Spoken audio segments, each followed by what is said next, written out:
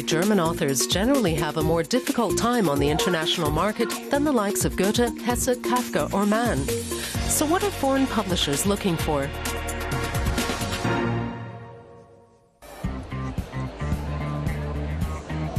The Frankfurt Book Fair is about literature, but also about business. Foreign agents come to sell the rights for German translations. Germans love foreign literature. About 12,000 translations are published here each year. But how does German literature do abroad? In the past, it had a reputation for being heavy and not very entertaining. And today? Our image is gradually improving and getting more interesting. Where German literature used to have a reputation for being difficult and ponderous, now people are looking for material that tells a story well and can be sold. Herta Muller's serious novels live up to the established cliches. Her most recent novel, Everything I Possess I Carry With Me, tells the story of a Romanian imprisoned in a Soviet labor camp. When she won the Nobel Prize last year, suddenly the world became interested. She was hardly a nobody abroad, but the Nobel Prize lifted her onto a whole different level. She took her breakthrough with her everywhere. Licenses for Everything I Possess I Carry With Me have since been sold for 48 languages, and we're still negotiating. We expect it to go to about 55, and that's quite exceptional for us. There's a short portrait of Herta Muller in New Books in German, a semi-annual publication that presents German books for the British and American book markets. Charlotte Ryland knows what English-language publishers are looking for.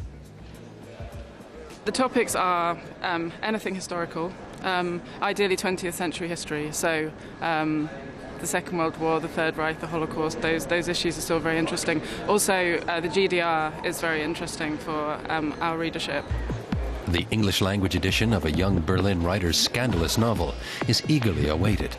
Berlin has just become extremely cool in the past sort of 10 years, and if a book has some focus on Berlin, then that's already a very, very good start. It's not a guarantee that it will do well in the English-speaking world, but something about young people and music and the Berlin sort of young nightlife scene is also very popular. Argentina, the fair's guest of honor, has a hip capital too, Buenos Aires. Publishers here are especially interested in political themes, like how Germany deals with its Nazi past and the development of Eastern Europe since the fall of communism. Zabila Levit-Sharaf's novel Apostolov is about both and has just appeared in Spanish. In Argentina and in Latin America, the memory stuff is very important because of all this theme of dictatorship, of the disappeared people, and all the political controversy. But she make a doubt in memory. She construct a new memory. Some books sell very well, even if they don't treat topical themes. Stories about crime from attorney Ferdinand van Schirach are based on cases he's dealt with and have been sold in 30 countries. German books for children and young people is a special market segment. They've been successful internationally for years. In this area, Andreas Steinhafel is a big star, and he has an explanation for the success of his trilogy with the boy protagonist Rico. What gives you success with children is humor. They love this boy's sense of humor, and that he shows weaknesses that they have too. They like to see that you can laugh away weaknesses. So Germans can even be funny, and their books have more facets than ever before. Reason enough for a toast to even more readers around the world.